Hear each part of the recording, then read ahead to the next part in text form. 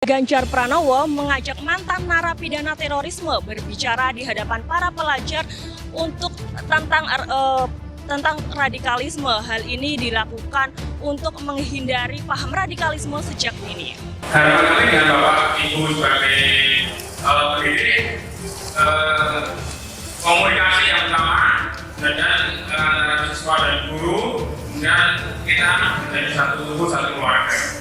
Radikalisme menurut Syekh Usama Said Al-Azhari dalam kitab Al-Haqqul Mubin dikatakan bahwa adalah orang-orang yang ingin mencapai tujuan politik sebelum waktunya dengan menggunakan isu-isu diskriminasi ideologis. Nah ini banyak sekali di kita.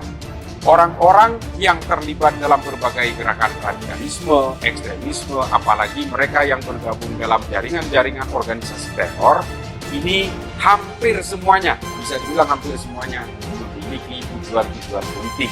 Kebahagiaan dan optimisme saya melihat Indonesia ke depan dengan acuan melihat gerakan masif dalam menangkap kelompok-kelompok yang terindikasi mengusung sistem khilafah untuk diterapkan di Indonesia.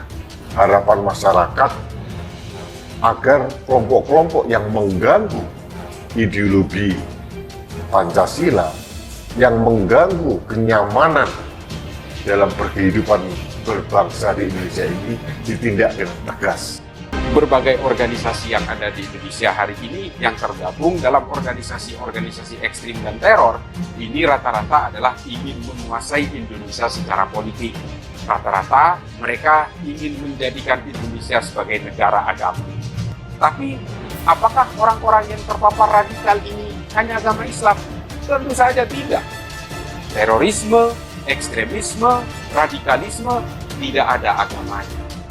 Mereka menunggangi agama supaya apa? Supaya tujuan-tujuan mereka terlihat terhormat. Dan aksi-aksi kejahatan mereka supaya bisa dimaklumi oleh kita yang orang Islam sebagai pembeluk agama terbesar di negara ini. Bukti-bukti dengan menghadirkan pelaku-pelaku ini harapannya bisa lebih memberikan pencerahan yang gampang kepada anak-anak. Mudah-mudahan dari semacam Mas Cek itu bisa memberikan penjelasan pada anak-anak sehingga nanti kalau dialog mereka bisa mendalami.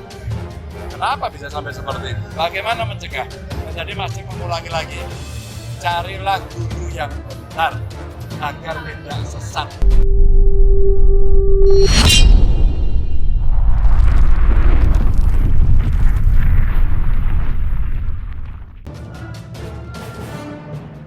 Komitmen Ganjar perangi kelompok radikal intoleran. Paham radikalisme menjadi aliran yang terus menggerus nilai-nilai Pancasila. Mereka para kelompok intoleran berusaha melakukan pembaharuan dari segi sosial maupun politik dengan cara di luar kemanusiaan. Seperti mengandalkan sikap kekerasan, paham radikal akan tumbuh subur tergantung di mana mereka akan bersarang. Anomalinya seperti jamur yang akan berkecambah pada tempat-tempat lembab.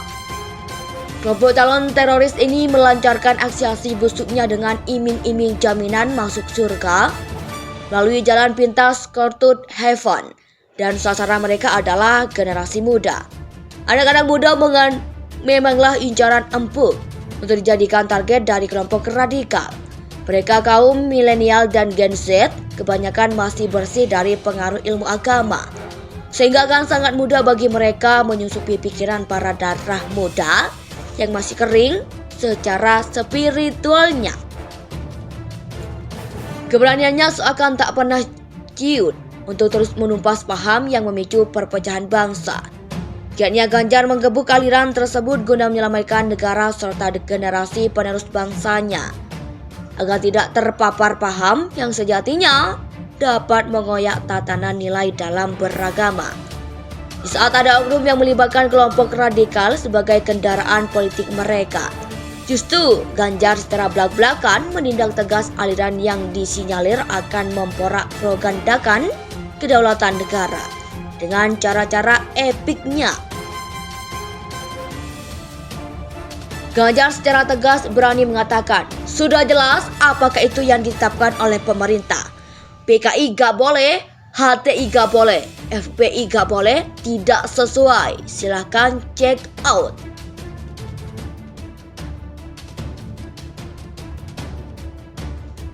Dari apa yang ditunaikan Ganjar dalam upaya melawan paham radikal membuat saya semakin yakin jika Ganjar adalah figur dari seorang pemimpin kesatria yang gagah serta berani menangkis aliran-aliran ekstrim yang sifatnya korosif.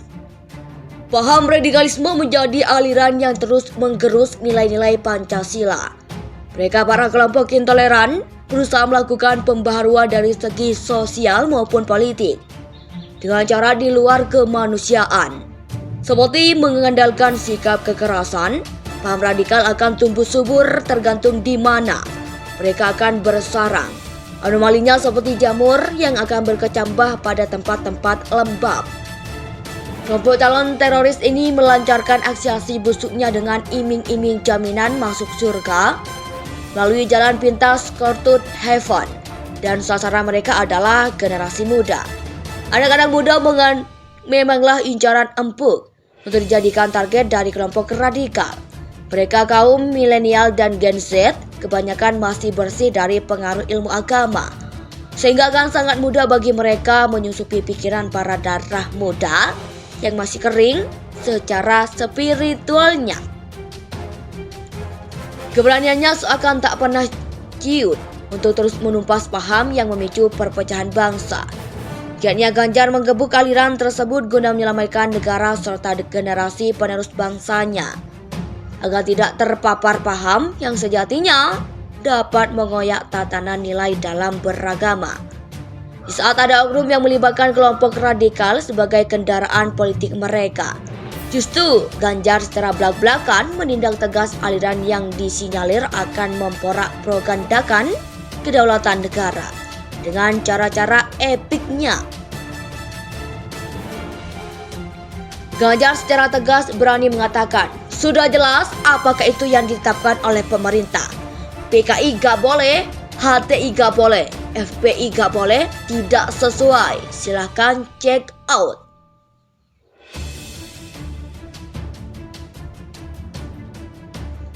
Dari apa yang ditunaikan Ganjar dalam upaya melawan paham radikal membuat saya semakin yakin jika Ganjar adalah figur dari seorang pemimpin kesatria yang gagah serta berani menangkis aliran-aliran ekstrim yang sifatnya korosif.